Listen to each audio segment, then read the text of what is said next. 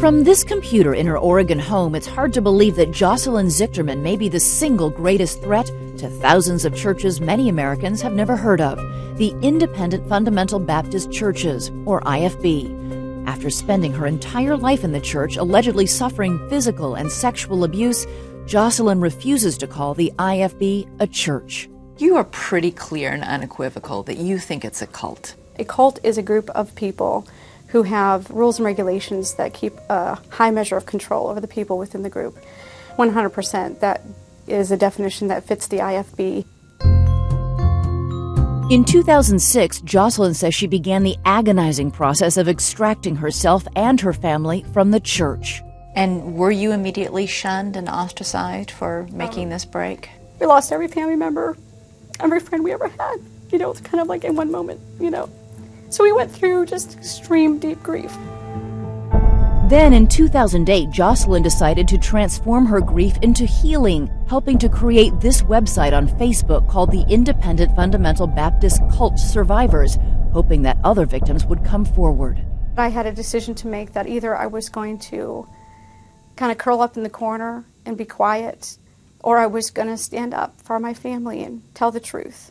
Within 6 months, over 1,000 emails had come through my email box. 1,000? Yes. From people? All over the country. Who also claim to have been victims? Absolutely. Of physical, sexual, spiritual abuse, anything you could possibly imagine. All in the Incest. IFB church? That's right. But Pastor Brian Fuller says the IFB is not a cult. They're independent fundamental Baptist churches that are highly controlling, that do some quite bozo things. But to broad brush them and to say, okay, this is what every independent fundamental Baptist church is, isn't fair-handed. If there are churches like that, obviously they need to own up to what they've done. Is there a problem, though, with IFB churches and the abuse of children? We happen to be fundamental. We believe in historic Christianity. That doesn't mean that we're part of an organization of hiding abuse. The IFB culture goes unnoticed by the outside because we are trained to keep our mouths shut. Camille Lewis grew up in an IFB church, taught at a Bible college that educates many IFB pastors, and has now joined the chorus of critics on Jocelyn's website. A pastor would never say that he wants you to shut up. He would couch it by saying you're hurting the body of Christ when you talk, and that God will be disappointed. And they say this very ominously. They say it as if they are calling down fire upon you, and the threats work. The IFB thinks that they're above the law. It's like they're their own policemen. They police themselves. No one knows more about the hidden abuses within an IFB church than Rachel Griffith.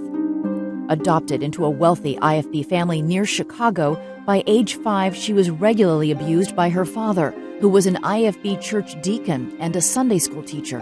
He'd come in when I was sleeping, or he'd come in while I was bathing, and touch. Would he say anything to you, or just... You shouldn't be doing this, and I'm so sorry. There's times when he'd pray. He would pray? He would pray after it, I'm sorry, forgive us for the sin, and... Forgive us? Yeah. When she finally confided in her church youth pastor, Edward Green, he provided little support. Did he tell you that we should go to the police? No. Instead, Pastor Green also began sexually molesting her. He was 24 years old and married. Rachel was 14. The abuse went on for years. I have a lot of guilt, though, because I feel like it was my fault, because I didn't stop it, because it was just a little easier to take than... You were young. You were a girl. And the IFB view on it was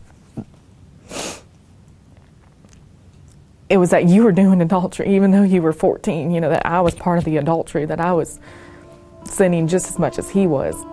Rachel carried that guilt to an IFB college where she says she told the school that her father was molesting her. But again, no one called the police. Instead, she says IFB administrators told her to confront her family. In despair, Rachel attempted suicide.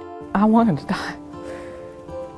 In 2004, Rachel took an extraordinary step to break her silence, defy the IFB church, and tell police about her abuse. According to a police report, when detectives interviewed the senior pastor at her church, he told them that, quote, the church dealt with the issue and Pastor Green repented his sin. cover up after cover up after cover up. That's their specialty in the IFB church. Rachel's father, Frank Steima, and Pastor Green pleaded guilty to sexual assault and each served time in prison. Today they are both registered sex offenders. But for Rachel, justice will not be served until her IFB church accepts responsibility as well. You have filed a civil lawsuit against your church and Pastor Green. Why did you decide to do that? Because the church wasn't held accountable. Wasn't held accountable for knowing about it and Right. not doing anything to stop it? Right. And that's my way of teaching them, because it's a terrible crime. The church denies any wrongdoing. And I think it's more prevalent than we think. I'm sure there's many more that are hidden.